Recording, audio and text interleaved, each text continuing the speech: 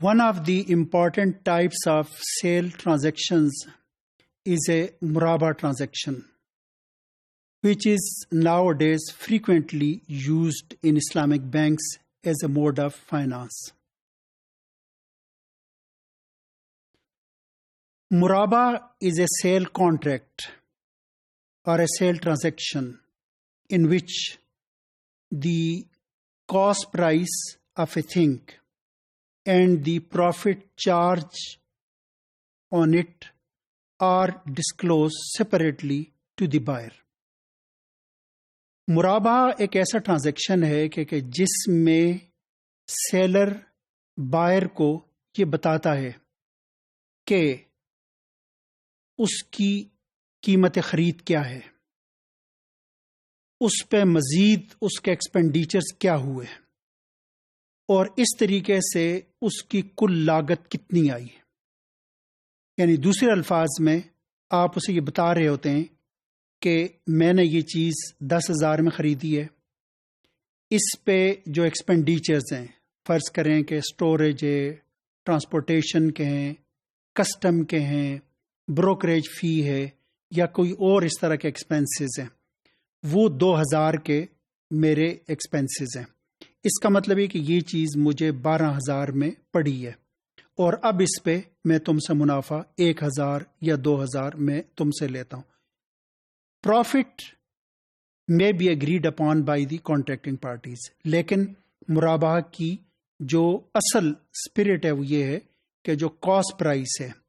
it is to be disclosed to the purchaser and to the buyer. مساومہ اور مرابہ میں جو بنیادی فرق ہے وہ یہ ہے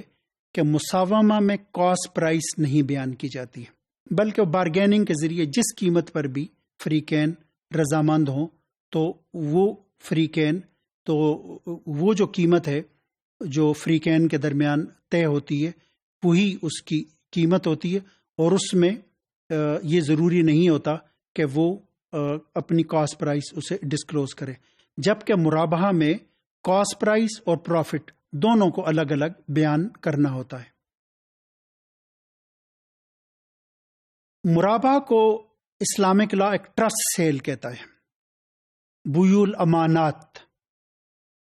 اسے بے امانت یا کہ ٹرسٹ سیل کیوں کہا جاتا ہے؟ اس کی وجہ یہ ہے کہ جو خریدار ہے، بائر ہے، وہ سیلر پہ ٹرسٹ کرتے ہوئے، یعنی اس کی انٹیگریٹی پہ، اس کے ورڈز پہ، اس پہ ڈکلیریشن پہ، اس کے اسٹیٹمنٹ پہ ٹرسٹ کرتے ہوئے وہ خریداری کا فیصلہ کرتا ہے. یعنی اس کا مطلب یہ ہے کہ اگر اس نے یہ کہا کہ میری کاسٹ پرائز 10,000 ہے تو اس کا مطلب یہ ہوا کہ وہ اس کے ڈکلیریشن، اس کے اسٹیٹمنٹ یا کہ اس کے الفاظ پہ ریلائے کرتے ہوئے، اس پہ ٹرسٹ کرتے ہوئے وہ خرید رہا ہے. تو اس وجہ سے ہم اس کو ٹرسٹ سیل کہتے ہیں، جس کا یعنی دوسرے الفاظ میں مطلب یہ ہے کہ جو سیلر ہے he should be true in اور یعنی he should he should disclose the cost price accurately, with integrity, with honesty. اس میں جو اگلی بات جو کہ ٹرسٹ سیل کا ایک لازمی حصہ ہے وہ یہ ہے کہ اگر جو اس نے اسٹیٹمنٹ دیا ہے، اسٹیٹمنٹ اباؤٹ دی پرائس اور declaration about the price, if it proves to be untrue, false, inflated، کہ مثلا یہ ہے کہ وہ یہ کہتا ہے کہ یہ چیز مجھے 10,000 میں پڑی ہے، لاگت میری اتنی ہے،